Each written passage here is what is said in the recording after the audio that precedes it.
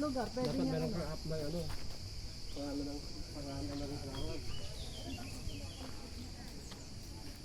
Mayroon din ba kayong YouTube?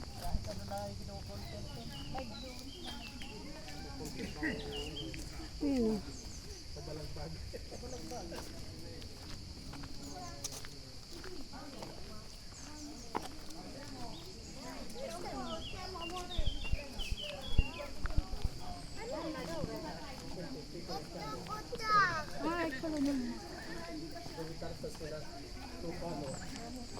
Parang nasa Mindoro lang oh.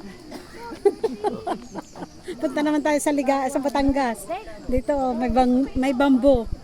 Yan ang ginagawang ano? Ginagawang kubo.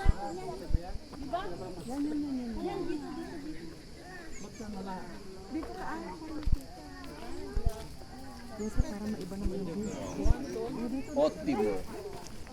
Guarda. Ma che cos'è questa pianta? Ecco, non so. Andiamo. Il bambù, ngayon ako nakakita ng bambù. La prima volta ho visto il bambù. Questo è Ayan ang ginagawang kubo. Siyang inaano sa kubo yan. Apple bamboo. Ang dami na. Ang dami na sa atin, di ba? Sa buho. May buho sa amin eh. Kasi Yeah. saan yung Allora, lalaki? qua sicuramente la cosa principale che ci colpisce è il boschetto di bambù. Si. Anche se chiamarlo boschetto o bosco è improprio perché Questo è ginagawang kubo. vederli come degli steli d'erba giganti. Quindi più che chiamarlo bosco dovremmo chiamarlo prato di bambù. Anche se non essendo noi giganti magari va bene anche così. Questa è una varietà che viene dalla Cina, è il Philostachys edulis, anche chiamato moso. Sa amin ginagawa po yung ano, yung kubo.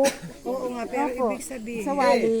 Ed è la varietà a maggior tasso di crescita. may mga sumusul. Cresce le canne crescono tra marzo e aprile, primavera, però mediamente al giorno, almeno qua, la canna quando spunta dal germoglio riesce a crescere di 10-15 cm al giorno, in media. 15 cm al giorno. Quindi Cina in alcune condizioni anche di 50 cm al giorno. Qual è la metratura massima che arriva? Qua in giardino questa che vediamo Quella è è bella. una ventina di metri. Pure quella, bella. Aspetta. Ayaw kami ng dalawa dapat. Ano naman eh. Diyan ho, kayo magpa-picture oh. Ma non solo in Cina, in tutta l'Asia, è proprio nell'industria edile perché non viene utilizzato l'acciaio per costruire i punteggi, le impalcature, ma soltanto le canne di bambù. Accanto a queste utili proprietà però bisogna ricordare che essendo un'erba, come dicevamo, è altamente infestante. Questi sono stati piantati qua intorno agli anni 70, se non fossero stati contenuti con le radici, proprio con delle strutture contenitive sotto, avrebbero completamente invaso tutto il giardino, perché comunque c'è acqua. Sì, una sorta, immagino ci sia una sorta di vasca, perché esatto.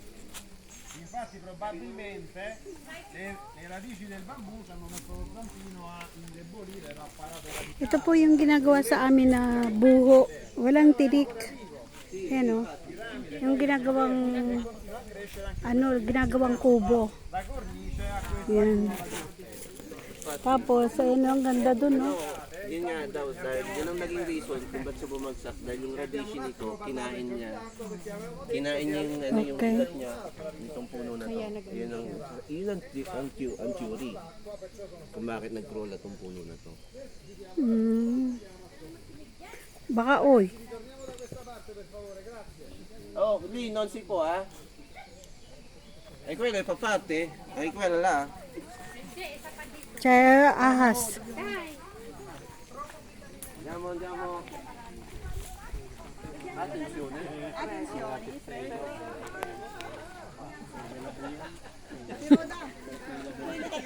May ano. May ano yan? Tagani. Hindi tayo nagpicture din sa bamboo. Oo nga. Aring akit. Gini ko. Wait a minute. Nagpipicture ako. Huwag mo na naman sasabihin na 3 seconds ha.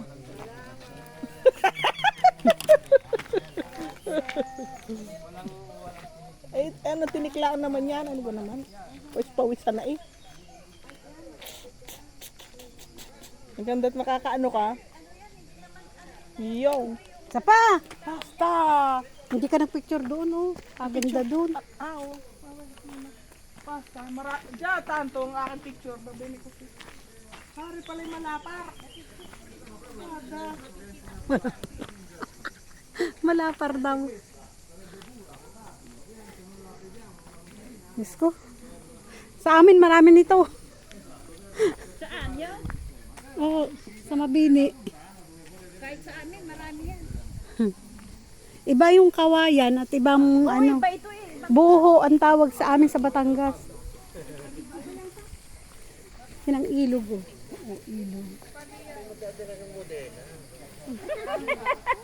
Dapat meron kang ano.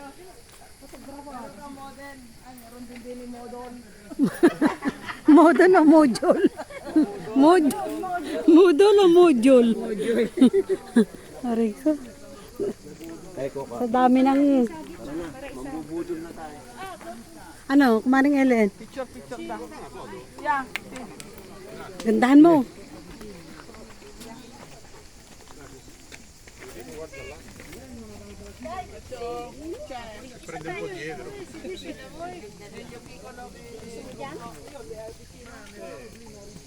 Gusto mo dyan? Picturean mo, ikaw na lang. Dali. Pag umayos na sila. Maring Ellen, huwag ka na mag-interesado siya sa sinasabi. Mag-picture na lang. Mag-picture. Malilimutan mo rin yan. Malilimutan mo rin yan. Mag-picture ka na lang, mag-picture. Tingin dito, nakuha na kita. Tingin din kunwari doon sa kabila. Parang Ay, si ate, oo. Ano, harap dito isa. na model eh. Galing ng aking photographer. Siya nagsasabi ko anong post gagawin ko. Yung ganda. Yun, ang ganda yun, oh. Ang lalaki ng dahon, oh. Ano, ang lalaki. Ay, sorry. Ate muna, ate po. Yun, ang gaganda ng dahon, oh. Ako rin, ang gaganda ng dahon.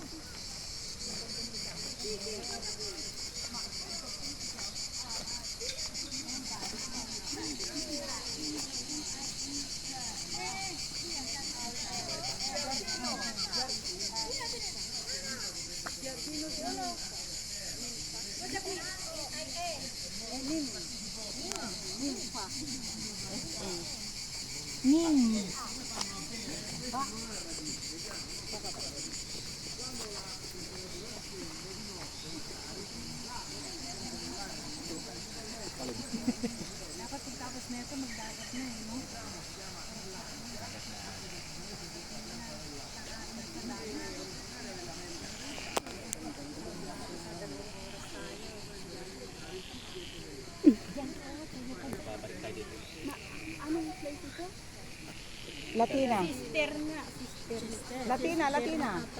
Cisterna Latina. Cisterna Latina.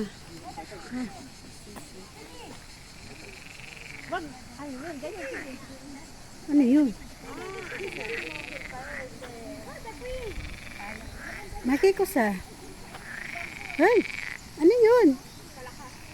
Palaka? Ba't iba naman ang tunog? Ayan o, nag-aaway sila o. Ayan o.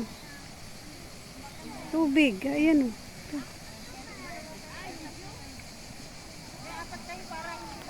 Oh my God.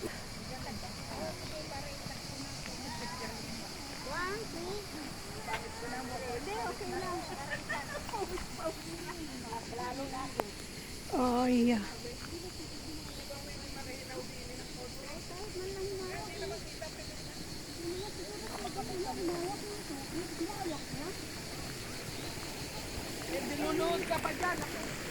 Uy, sarap na rin ah. Parang naalala ko sa amin.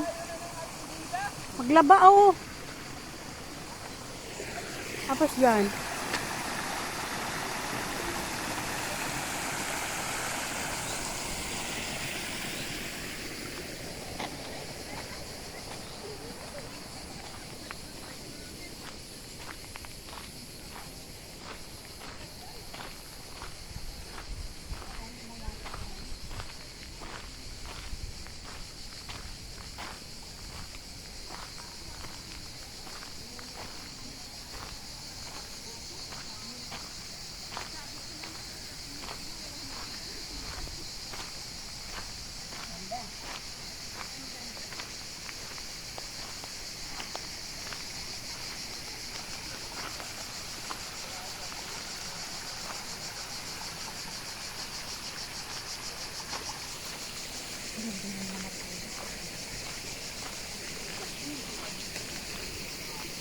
Ibang grupo.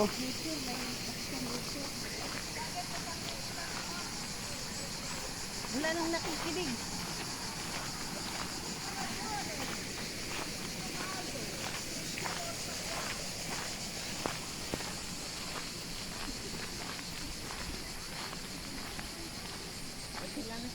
Hindi mo talaga yung ape. Yan, ape. Mamo. Yan yun. Ano, lumipad. Lady.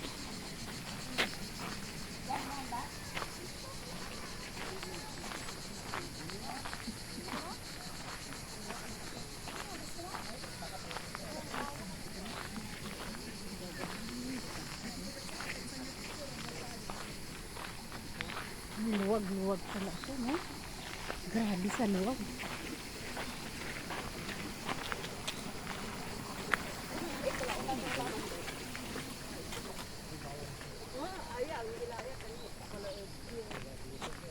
Ganda yung climax, oh.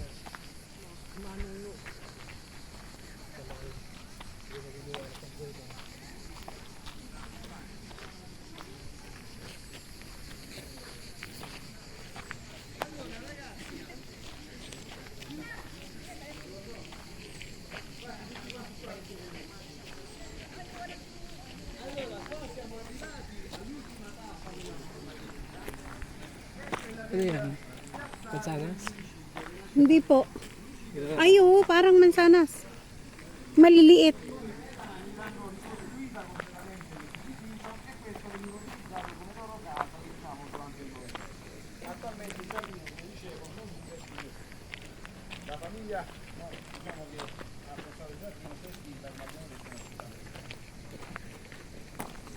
Qui intanto vedete questi lavori, sono dei lavori di restauro che stanno interessando sia un po' in parte il municipio, principalmente però interessano quella parte di giardino diciamo, che si sviluppa adiacente ai lati del castello, sul viale d'uscita. Infatti là ci sarà un giardino all'italiana, cioè un agrumeto posto diciamo, con strutture geometriche, con agrumi, quindi limoni, pompelli, aragni. Kunan mo kami. In particolare lì Video po. ci sono delle vasche, Kunin mo ako. dei Hindi, come per video esempio lang. questo, che con il restauro verranno dotati di Così, sistemi così. intelligenti Hindi, per la wala nakabidyo yan. gestione Ito kay delle Caldo. risorse idriche. No.